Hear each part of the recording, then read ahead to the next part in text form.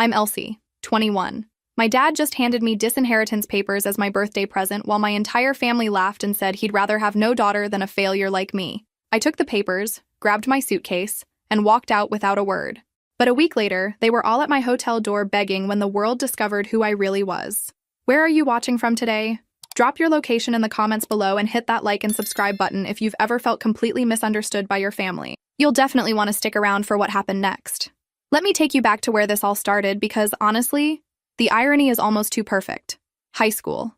Springfield High's drama department, to be exact. Picture this awkward 17-year-old with wild, curly hair and dreams bigger than her small Ohio hometown could contain. That was me, living and breathing theater like it was oxygen. I spent every afternoon in that musty auditorium, memorizing lines, painting sets, and pretending I was someone else entirely. My parents would actually show up to my performances back then. Dad in his pressed khakis and polo shirt, Mom clutching her purse like someone might steal it in a high school auditorium. They'd clap politely when I took my bow, and afterward they'd say things like, "You were wonderful, sweetheart," and "such a natural performer." For a brief, shining moment, I thought they got it. I thought they understood that this wasn't just some hobby or phase. This was my calling, my purpose, the thing that made me feel most alive. But then senior year happened, and suddenly every conversation turned into a college planning session. "Elsie, you need to think practically about your future," Mom would say, setting down pamphlets for law schools like they were peace offerings. "Acting is a nice hobby, but you need something stable, something respectable." Dad would nod along, adding his own brand of practical wisdom. "The entertainment industry is brutal, honey. 99% of actors never make it. You're too smart to waste your talents on something so uncertain." I tried explaining that uncertainty didn't scare me. I tried showing them articles about successful actors who'd started with nothing, statistics about the growing film and television industry, examples of how theater training actually made you a better communicator in any field. But they'd already made up their minds. In their vision of my future, I was wearing a business suit and carrying a briefcase, not standing on a stage pouring my heart out for strangers. The compromise they offered felt like a death sentence disguised as generosity. Go to college, get your degree in something practical, and then if you still want to pursue acting, you'll have something to fall back on. Something to fall back on. As if my dreams were inherently designed to fail. So there I was, 18 years old and filling out applications for pre-law programs, because it made my parents proud, because it seemed like the responsible thing to do, because I was too young and too scared to bet everything on myself. The acceptance letter from NYU arrived on a Tuesday. My parents celebrated like I'd just won the lottery. Mom called all her friends, Dad took me out for a congratulatory dinner, and everyone kept saying how proud they were of me for making such a mature decision. I smiled and nodded and played the part of the grateful daughter. But inside, I felt like I was attending my own funeral. The girl who wanted to be an actress was being buried alive under expectations and practical considerations and other people's definitions of success. Little did any of us know that this was just the beginning of the story. And trust me, the beginning was the easy part. New York University's law building looked exactly like what you'd expect from a place designed to crush dreams and replace them with billable hours. Imposing limestone facade, windows that seemed to judge you as you walked past, and students who all looked like they'd been bred specifically for corporate success. I lasted exactly 3 weeks before I started sneaking away to auditions. It wasn't planned, really. I was walking back from civil procedure class, feeling like my soul was slowly being extracted through my ears, when I saw a flyer on a coffee shop bulletin board. Casting call, new drama series seeks fresh faces. Something about it called to me like a lighthouse in a storm. Most of the other law students spent their free time studying or networking at mixers with names like Future Leaders in Corporate Law. I spent mine riding the subway to cramped offices in Midtown, waiting in lines with dozens of other hopefuls, and remembering what it felt like to actually want something. The auditions were terrible at first. I was rusty, nervous, still thinking like a pre-law student instead of an actress. I'd walk into these rooms with casting directors who could smell the doubt on me from across the table. But slowly, with each rejection, I started remembering who I used to be. I started booking small stuff first. Background work, one-line roles, the kind of parts where you're mostly furniture that occasionally speaks. My parents thought I was studying extra hard because I'd come home exhausted and covered in makeup that I'd forgotten to wash off. Theater appreciation class, I'd explain, which wasn't technically a lie. The real breakthrough came during my second semester. I'd gotten a callback for something called Riverside Heights, a teen drama that was being pitched as the next big thing. The casting director, a woman named Sandra, with sharp eyes and an even sharper tongue, kept bringing me back for different scenes. "You have something," she told me after the fourth callback. Raw, but definitely something. Can you come back tomorrow? I nodded so enthusiastically I probably looked like a bobblehead. What I didn't mention was that tomorrow was my constitutional law final exam. I called in sick, told Professor Williams I had food poisoning and needed to reschedule. Then I showed up to that final callback with everything I had, every ounce of talent and desperation and hope I'd been storing up since high school. 2 days later, Sandra called. Congratulations, Elsie. Welcome to Riverside Heights. You're our new Rebecca Morrison.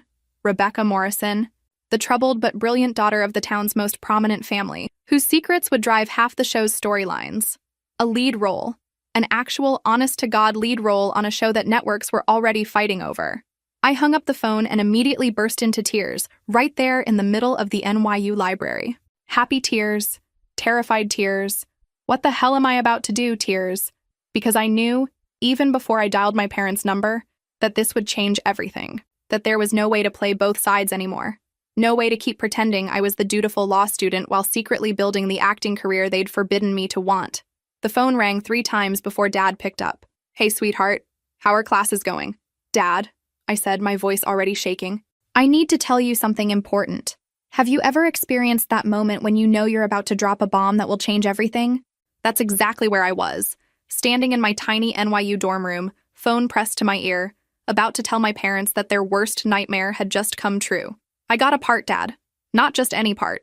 The lead role in a television series that's being picked up by a major network. Silence. The kind of silence that stretches so long you start wondering if the call dropped. Finally, Dad's voice, carefully controlled. Elsie, we've talked about this. You're in school for law. This acting thing is a distraction. It's not a distraction anymore, Dad. It's my career. They want to sign me to a 3-year contract. We start filming in 2 weeks. 2 weeks? Mom's voice joined the conversation, sharp with panic. Elsie, you have finals. You have your whole second semester ahead of you. You can't just abandon your education for some TV show that might get canceled after 6 episodes. I took a deep breath, knowing that what I said next would detonate whatever relationship I had left with my family. I'm dropping out of law school. The explosion was immediate and devastating. Absolutely not. Dad's voice cut through the phone like a blade. We are not paying for you to throw your life away on some Hollywood fantasy. We raised you better than this, Mom added, her voice thick with disappointment. We gave you every opportunity, every advantage, and this is how you repay us? I tried to explain what this meant, what kind of opportunity I'd been given, how casting directors had told me I was special, how the writers had already started developing storylines specifically around my character, how this wasn't just some pipe dream but an actual, legitimate career path opening up in front of me. But they weren't hearing me. They were hearing their worst fears confirmed, that their daughter was choosing uncertainty over stability, dreams over practicality, art over respectability. If you walk away from law school for this nonsense, Dad said, his voice cold in a way I'd never heard before, don't expect us to support you when it falls apart. Fine, I said, surprising myself with how steady my voice sounded. I won't. The conversation deteriorated from there, Mom crying about how they'd failed as parents, Dad lecturing about responsibility and mature decisions, me, standing my ground for the first time in my life, refusing to back down even as I felt my family slipping away from me. Elsie, Mom said finally, her voice hollow, if you do this, if you really throw away everything we've worked for, don't expect to come crying to us when reality hits. I won't, I repeated. We're serious, Dad added. You're making an adult decision, so you can live with adult consequences. Don't call us when you're broke and homeless and wondering why you gave up a promising legal career for something so frivolous.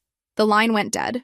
I sat on my narrow dorm bed, staring at my phone, waiting for them to call back and say they didn't mean it, that they supported me, that they were proud of me for taking such a big risk. The call never came. 2 days later, I withdrew from NYU. 3 days after that, I was on a plane to Vancouver, where Riverside Heights would film its first season. 8 months of 16-hour days, of learning lines and hitting marks, and becoming someone I'd never imagined I could be. The girl who left New York was scared and uncertain. The woman who would eventually come back was about to learn exactly what her family really thought of her dreams. You know what's funny about cutting all contact with someone? How loud the silence becomes. For the first few weeks of filming, I'd catch myself reaching for my phone to call my parents about everything. Great day on set. I wanted to share it. Tough scene that made me cry. I needed their support. Learning something new about the craft I loved. I craved their validation. But every time I'd start to dial their number, I'd remember Dad's voice. Don't call us when you're broke and homeless. So I didn't call. And more importantly, They didn't call me. Radio silence. Complete and absolute radio silence from the people who'd raised me, who'd supposedly loved me unconditionally, who'd taught me that family was the most important thing in the world. Turns out, family was only the most important thing as long as you did exactly what they wanted. The first month of filming was rough. Not because the work was hard, though it was, but because I was learning to exist without the safety net I'd taken for granted my entire life. No parents to vent to after a bad day, no family group chat full of encouragement and inside jokes, no one checking in to make sure I was eating enough or sleeping well. I was 21 years old and completely on my own for the first time, in a foreign country, doing the most challenging and exciting work of my life, and I had no one to share it with. Well, almost no one. The cast became a kind of makeshift family. Marcus, who played my on-screen brother, took me under his wing like a real big sibling. Sarah, our show's veteran actor, gave me master classes in technique between takes.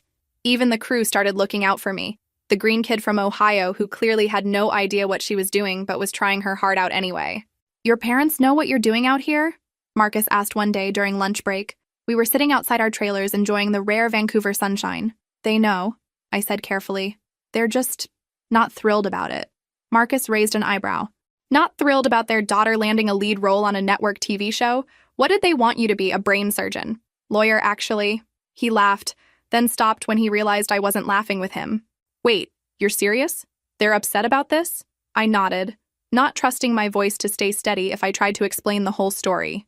"That's insane," he said, shaking his head. "My mom tells everyone in our neighborhood that I'm on TV. She DVRs my old commercials. Your parents are missing out on being proud of something incredible."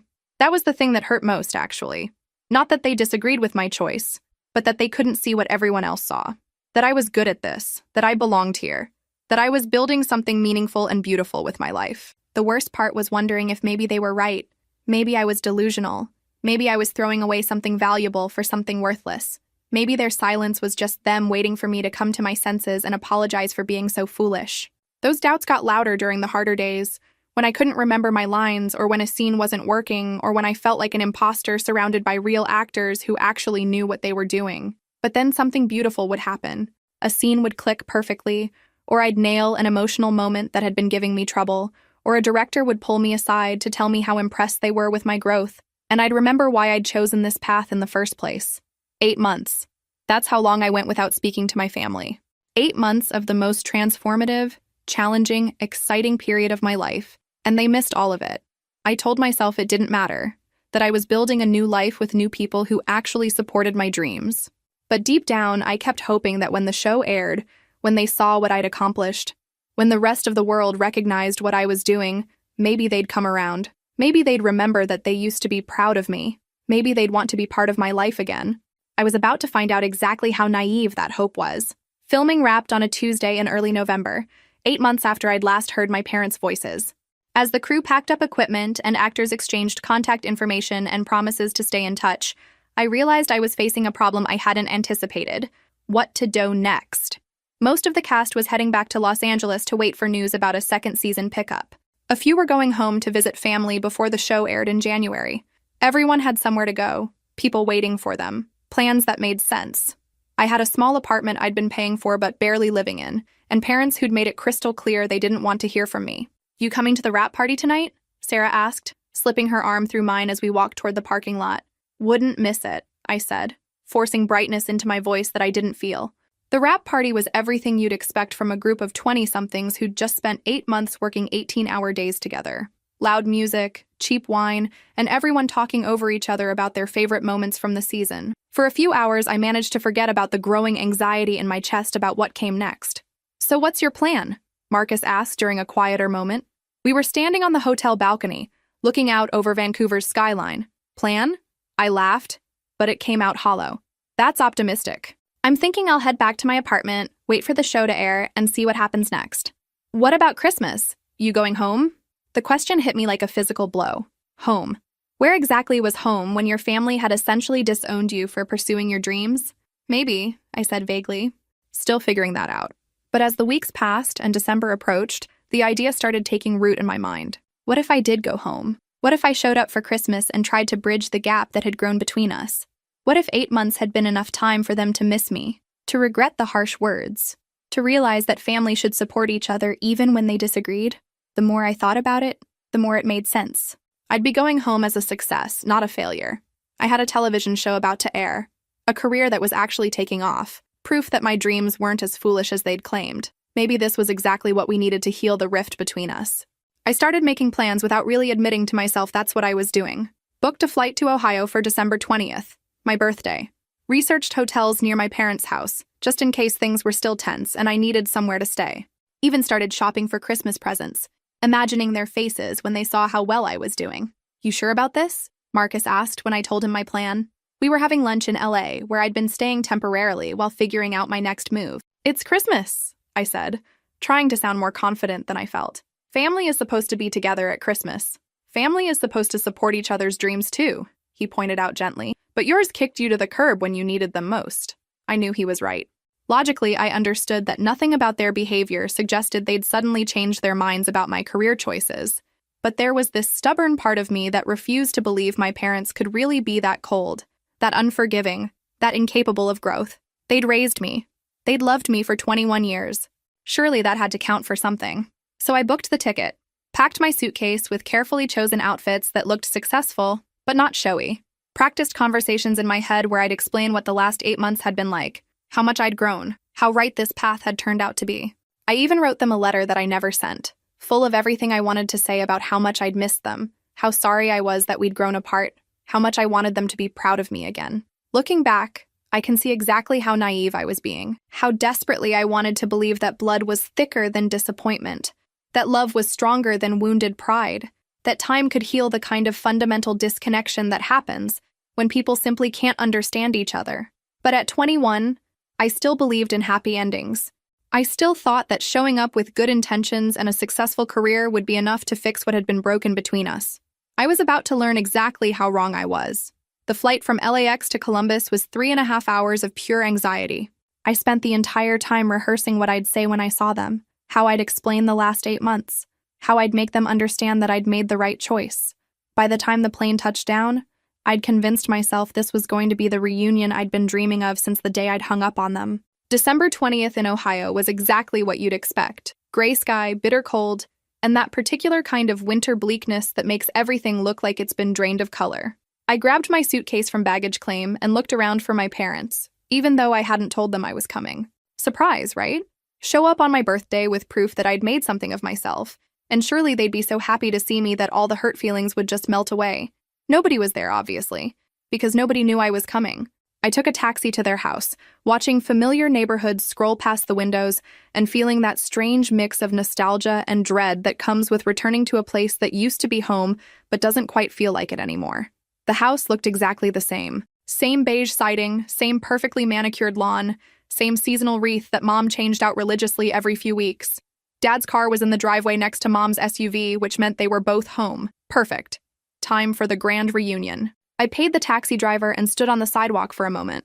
Suitcase handle in one hand, car keys to a car I'd sold months ago clutched uselessly in the other. This was it. The moment where everything went back to normal, where we became a family again, where they finally understood what I'd been trying to tell them all along. I walked up the front steps and knocked on the door, my heart hammering so hard I was sure the neighbors could hear it. The door opened, and there was Mom, looking older and more tired than I remembered. For a split second, her face lit up with pure joy at seeing me. For just one beautiful moment, I thought I'd been right about everything. Then her expression shifted, became guarded, careful. "Elsie, what are you doing here?" "It's my birthday," I said, trying to smile. "I thought maybe we could talk. I've missed you guys so much." She glanced over her shoulder, then back at me. "You should have called first. I wanted it to be a surprise." My voice sounded smaller than I'd intended. "Can I come in? It's freezing out here." Another pause, another glance over her shoulder. Then reluctantly, she stepped aside. The house smelled like cinnamon and vanilla, the same candles Mom burned every winter for as long as I could remember. Christmas decorations covered every surface. The same ornaments I'd grown up with, the same artificial tree in the same corner of the living room. Everything was exactly the same, except for the family photos on the mantle. 8 months worth of pictures, vacations, holidays, family gatherings, and I wasn't in a single one.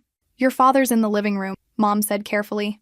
"We have company, on my birthday, family company, based on the voices I could hear from the other room." I followed her into the living room, where my entire extended family was gathered around the coffee table laughing at something Dad had just said. Aunts, uncles, cousins, even my grandparents. Everyone I'd grown up celebrating birthdays and holidays with. The conversation stopped the moment I walked in. Not gradually, not politely. It just cut off like someone had hit a mute button. "Well," Dad said after a moment that lasted about 17 hours, "look who decided to grace us with her presence." The tone was wrong. Everything about this was wrong. Where was the joy at seeing me? Where were the questions about how I'd been, what I'd been doing, whether I was happy and healthy and safe? Where was the love that was supposed to exist regardless of our disagreements? "Hi, Dad," I said, setting my suitcase down by the door. "I missed you too." Standing in that living room, surrounded by my entire family but feeling more alone than I'd felt in 8 months of actual solitude, I finally understood what people meant when they talked about the temperature of a room dropping. Literally, everyone was staring at me. Not with curiosity or joy or even anger, with something much worse. Disappointment mixed with pity, like I was a cautionary tale walking into their comfortable, predictable gathering. "How long are you staying?" Mom asked, and the question sounded more like she was calculating how much inconvenience I'd cause than actual interest in spending time with me. "I have a return flight on January 2nd, I said, still hoping someone would say they were glad to see me. "January 2nd? Aunt Linda's voice carried that particular tone women use when they want to sound concerned but are actually just being nosy. "That's quite a long visit. Are you between jobs?" Between jobs. Like what I'd been doing was temporary employment at a grocery store, not the career-defining opportunity I'd been working toward my entire adult life. "Actually, I just finished filming the first season of a television show," I said, trying to inject some pride into my voice. "It's going to air next month." The silence that followed was somehow even worse than before. Finally, my cousin Tom spoke up. "Oh, one of those reality shows?" "No, it's a drama series. I play one of the lead characters." I looked around the room, hoping to see even a flicker of interest or pride. "It's called Riverside Heights. It's going to be on Tuesday nights." "Huh," said Uncle Bob, the family's self-appointed expert on everything. "Never heard of it." Of course he'd never heard of it. It hadn't aired yet. But pointing that out would only make me sound defensive, so I just smiled and nodded. "Well," Dad said, standing up from his recliner with the kind of deliberate movement that suggested this conversation was over, "I'm sure that's very exciting for you. We were just finishing up dinner. Mom can probably find you some leftovers if you're hungry."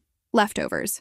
Not, "let me set another place at the table," or "we saved you a spot," or "how wonderful that you made it home for your birthday." Leftovers. "Actually," I said, my voice staying steady through sheer force of will, "I was hoping we could all spend some time together. It's been 8 months since we talked, and I have so much to tell you about what I've been doing." The look that passed between my parents could have frozen water. Quick, efficient communication that said volumes about conversations they'd had in my absence. "Elsie," Mom said carefully, "we're having a nice, quiet family evening. Maybe tomorrow would be better for catching up." Family evening. I was their daughter, their flesh and blood, and somehow I wasn't included in family. That's when it hit me. This wasn't an awkward reunion that would improve once we all relaxed. This wasn't a misunderstanding that could be cleared up with good intentions and honest conversation. This was deliberate exclusion. They weren't surprised to see me. They were inconvenienced by me. "You know what?" I said, reaching for my suitcase. "You're right. I should have called first." "Where are you going?" Mom asked, but not like she was worried about me, like she was worried about how it would look to the rest of the family if their daughter left immediately after arriving. "There's a hotel downtown. I'll stay there and give you some space to enjoy your family evening." I made it to the front door before Dad spoke up. "Elsie." I turned around, hopeful despite everything that maybe he was going to say something kind, something that acknowledged how much courage it had taken for me to come home. "Happy birthday," he said. But the words were flat, perfunctory, like he was checking an obligation off a list. I drove away in the taxi that was still waiting, because somewhere in my subconscious I must have known this was how things would go, and watched my childhood home disappear behind me. The house where I'd grown up, where I'd felt safe and loved and valued, was now just another building full of people who didn't want me there. The hotel room was small and generic and absolutely perfect for what I needed, which was a place to fall apart in private before I figured out what to do next. Tomorrow was my birthday, 22 years old, and I'd finally learned exactly where I stood with the people who were supposed to love me unconditionally. It wasn't where I'd hoped to be. The next morning, I woke up to 17 missed calls from my mom and a text that just said, "Come to the house. We need to talk." Honestly, after yesterday's welcome, I almost didn't go. But there was still this stubborn part of me that hoped maybe they'd realized how cold they'd been. Maybe they wanted to apologize and start over. I should have trusted my first instinct and stayed at the hotel. When I arrived at the house, that same taxi driver who was probably wondering about my life choices by now, I could hear voices from the living room before I even rang the doorbell. The same extended family from yesterday, plus a few additional voices I couldn't identify. Mom answered the door immediately, like she'd been watching for me. "Thank goodness you came. Everyone's here. Everyone's here." For what, exactly? I followed her into the living room where the scene from yesterday had somehow gotten even more awkward. More family members, more serious faces, more of that particular energy that happens when a group of people have been talking about you and suddenly you walk into the room. "Sit down, sweetheart," Dad said, gesturing to the single empty chair in the center of the room, like I was about to be interviewed for a job I definitely wasn't going to get. I remained standing. Something about the setup felt wrong, too formal, too much like an intervention. "Is everything okay?" I asked, looking around at faces that ranged from uncomfortable to downright hostile. "We need to discuss your situation," Dad said. The word situation came out like he was talking about a problem that needed to be solved. "My situation?" Uncle Bob cleared his throat. "Elsie, we're all concerned about the path you've chosen. This acting thing isn't sustainable, and it's time you faced reality." Acting thing. 8 months of the hardest, most fulfilling work of my life, reduced to a thing. "We've been talking," Mom added, "and we think it would be best if you came home, re-enrolled in law school, and put this Hollywood phase behind you." Hollywood phase. Like my career was equivalent to a teenager dyeing their hair blue or getting a questionable tattoo. "I appreciate your concern," I said carefully, "but I'm not changing my mind. This isn't a phase. It's my life." The temperature in the room dropped another few degrees. "In that case," Dad said, reaching for an envelope on the coffee table, "we have something for you." He stood up, walked over to where I was still standing by the entrance to the room, and handed me the envelope with a formality that felt more like a business transaction than a family moment. "What is this?" I asked, though something deep in my stomach already knew I didn't want to find out. "Open it," he said simply. My hands were shaking as I tore open the envelope. Inside were several official-looking documents with law firm letterheads and my name at the top. It took me a moment to understand what I was reading, to process the legal language into something that made sense. Disinheritance papers. Formal, legal, notarized disinheritance papers. "Consider it a birthday present," Dad said, and I swear I could hear the satisfaction in his voice. The room erupted in laughter. Not uncomfortable chuckles or nervous titters, but actual laughter. My aunt was practically giggling, my cousins were smirking, and my uncle was shaking his head like this was the funniest thing he'd seen all year. And my father, the man who had taught me to ride a bike and helped me with my homework and told me I could be anything I wanted to be, looked me straight in the eye and said, "I'd rather have no daughter than have a failure like you." The words hit me like a physical blow. Not just the cruelty of them, but the finality. There was no anger in his voice, no heat that might cool down later. Just cold, calculated dismissal. I looked around the room at these people who shared my DNA, who had been at every birthday party and Christmas morning of my childhood, who were now laughing at my humiliation like it was entertainment. And something inside me just broke. Not in a dramatic sobbing way, but more like a door slamming shut on a part of my life that was now officially over. I folded the papers carefully, slipped them back into the envelope, and picked up my suitcase. Nobody moved to stop me. Nobody tried to take it back or say they didn't mean it. I walked to the front door, opened it, and stepped outside into the December cold. Behind me, the laughter continued. I got into the taxi, gave the driver the hotel address, and we pulled away from the house where I'd grown up. I didn't look back. There was nothing left, Tosi. The hotel room became my entire world for the next week. Room 237 at the Holiday Inn downtown Springfield. Not exactly the glamorous post-filming retreat I'd imagined when I booked my return flight, but it was mine, and nobody there was laughing at my life choices. I spread those disinheritance papers out on the small desk and read them over and over, like maybe the words would change if I studied them hard enough. But no, there it was in black and white legal language. Elsie Margaret Thompson was no longer considered a child of Robert and Margaret Thompson, effective immediately. No inheritance, no family connection, no safety net of any kind. 22 years old, officially orphaned by choice rather than tragedy. You know what's weird about being completely alone for the first time in your life? How quiet everything becomes. Not just the absence of phone calls or text messages, but the absence of the background noise of belonging somewhere. No family group chat buzzing with inside jokes. No casual check-ins. No one wondering where you are or whether you've eaten today. Just you. a hotel room, and the sudden understanding that the people who were supposed to love you unconditionally actually loved you very, very conditionally. I spent the first 2 days just processing what had happened, playing it back like a movie, trying to figure out where I'd miscalculated, where I'd misread the situation so completely.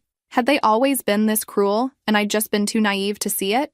Or had my choice to pursue acting really changed them into people I didn't recognize? The answer, I was starting to realize, probably didn't matter. The result was the same either way. On the third day, I forced myself to leave the hotel room. Springfield in December isn't exactly a tourist destination, but it was still the town where I'd grown up. I drove around, rented a car because apparently I was an adult now, and adults solve their own transportation problems, looking at all the places that used to mean something to me. The high school where I'd discovered acting. The coffee shop where I'd spent hours memorizing lines for auditions my parents thought were a waste of time. The library where I'd researched colleges, back when I thought making my parents proud was the most important thing in the world. Everything looked smaller than I remembered. Not physically smaller, but less significant somehow. Like returning to a childhood home and realizing it was just a building, not the magical place that lived in your memories. I ran into Mrs. Patterson at the grocery store. She'd been my favorite teacher in high school, the one who'd encouraged me to audition for the lead in our senior play. "Elsie," she said, lighting up when she saw me. "I heard you were working in television now. How exciting." For a moment, I wondered how she'd heard. Then I realized, small town, proud teacher, probably bragging about her former student to anyone who would listen. "Thank you," I said. "It's been incredible." "Your parents must be so proud," she continued, and I felt my smile falter. "Yeah," I managed. "They're very proud." She chatted for a few more minutes about the show and how she couldn't wait to watch it, and I found myself almost crying right there in the cereal aisle. Not because of what my family had done to me, but because this woman who barely knew me was more excited about my success than the people who had raised me. That night, I called Marcus. "How's the family reunion going?" he asked, and I could hear party noise in the background. He was probably at some industry event in LA, surrounded by people who understood that acting was a real job that real people could succeed at. "It's going great," I lied. "Everyone's really supportive." Even as I said it, I knew he didn't believe me, but he was kind enough to pretend he did. After we hung up, I sat on the hotel bed and looked at my reflection in the mirror across from me. The girl staring back looked tired but not broken, hurt but not defeated. I was about to find out exactly how strong I really was. January 15th, the day Riverside Heights was set to premiere. I'd known this date for months, had been both dreading and anticipating it since the moment filming wrapped. In all my fantasies about this day, I'd imagined watching it with my family, seeing their faces when they realized what I'd accomplished, maybe even getting an apology for how they'd treated me. Instead, I was alone in a hotel room in my hometown, about to watch my professional debut while the people who were supposed to be my biggest supporters pretended I didn't exist. I'd thought about flying back to LA, or even going back to Vancouver where some of the cast was gathering for a watch party. But something kept me here, in this weird liminal space between my old life and my new one. Maybe I needed to see this moment through in the place where my dreams had first taken root, even if I was seeing it through alone. I ordered room service, champagne, and the fanciest thing on the menu, which turned out to be salmon with sides that cost more than I used to spend on groceries in a week, and settled in to watch my life change. The show opened with a sweeping shot of the fictional town of Riverside Heights, all tree-lined streets and perfect lawns hiding dark secrets. Then there I was, filling the screen in a way that still felt surreal after 8 months of filming. Rebecca Morrison, the character I'd put everything into bringing to life. Complicated, intelligent, vulnerable but strong, dealing with family dysfunction that felt uncomfortably familiar given my current circumstances. It was good, really good. Not just my performance, which I was too nervous to judge objectively, but the show itself. The writing was sharp, the other actors were phenomenal, and the story unfolded with exactly the kind of addictive quality that makes people clear their schedules for appointment television. When the first commercial break hit, I realized I'd been holding my breath. My phone was buzzing with notifications. Marcus texting from the LA watch party, Sarah sending encouraging emojis, even some of the crew members I'd stayed in touch with reaching out to say congratulations. But nothing from my family. Nothing from anyone in Springfield who might have recognized my name in the credits or my face on their TV screens. The second half of the episode was even better than the first. There was this scene where Rebecca finally stands up to her father, telling him that his approval isn't worth sacrificing her own happiness, and I watched myself deliver those lines with an intensity that came from a very real place.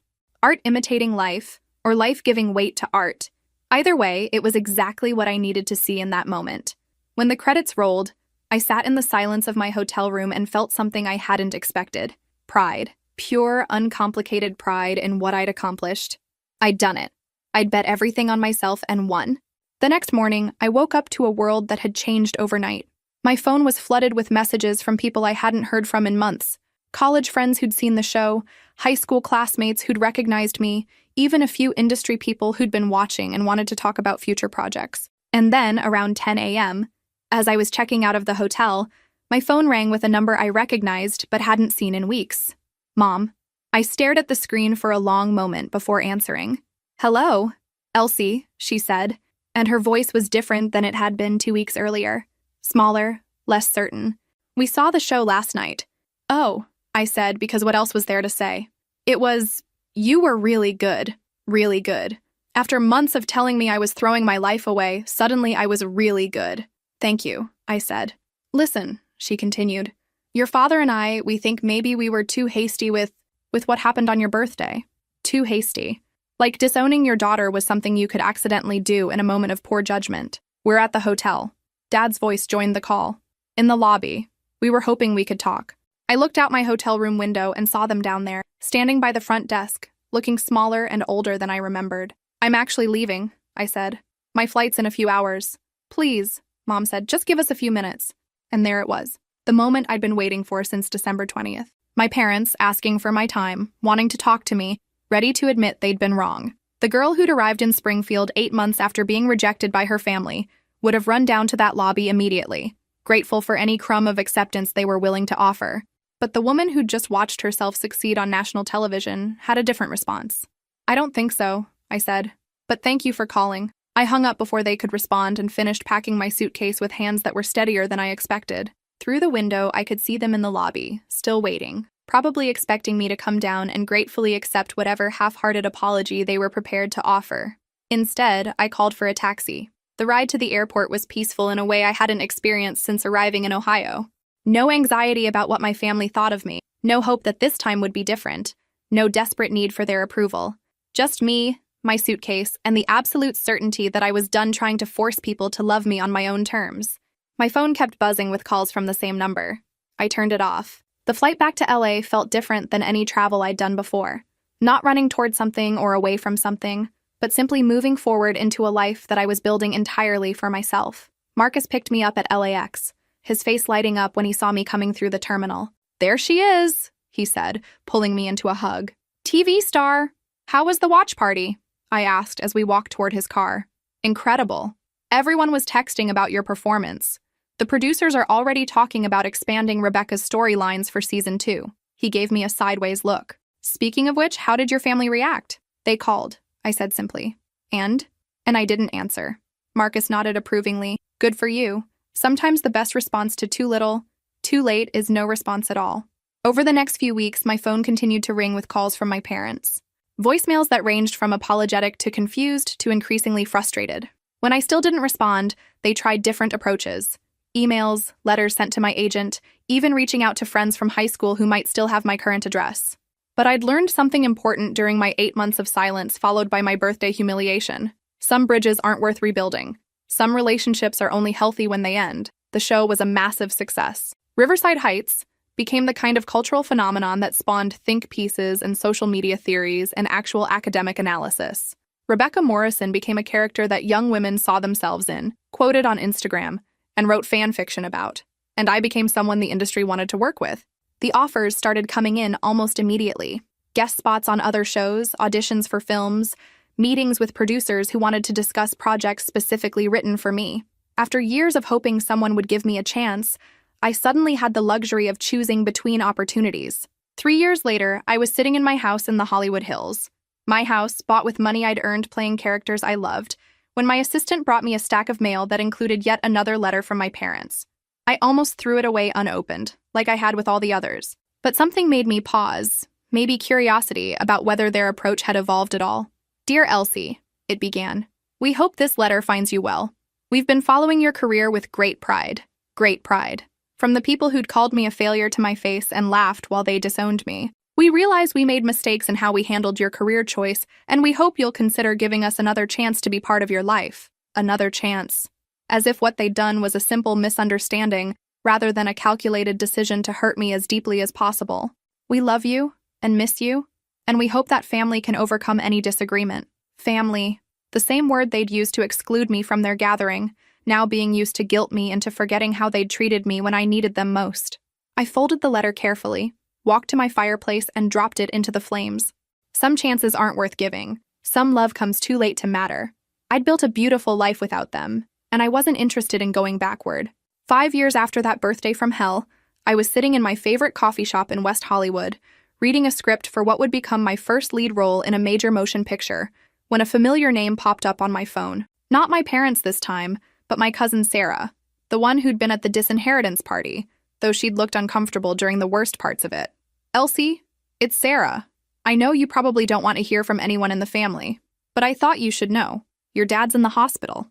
I felt that old familiar tightness in my chest, the one that used to appear whenever anything family-related came up. But it was fainter now, more like an old scar than a fresh wound. "What happened?" I asked. "Heart attack. He's stable, but it's been a rough few weeks. Your mom asked me to call. She didn't think you'd answer if it came from her directly." She was right. I wouldn't have. "I'm sorry to hear that," I said, and I meant it. Whatever had happened between us, I didn't wish him actual harm. "They miss you, you know. Both of them. They talk about you all the time, about how proud they are of what you've accomplished." Proud. That word that meant everything to me when I was 21 and nothing to me now. "Sarah," I said gently, "I appreciate you calling. I really do. But that bridge burned a long time ago." "But he's your father." "No," I interrupted. "He made it very clear 5 years ago that he'd rather have no daughter than have me. He got what he wanted." There was a pause. "People change, Elsie. People grow up and realize their mistakes." "I'm sure they do," I said.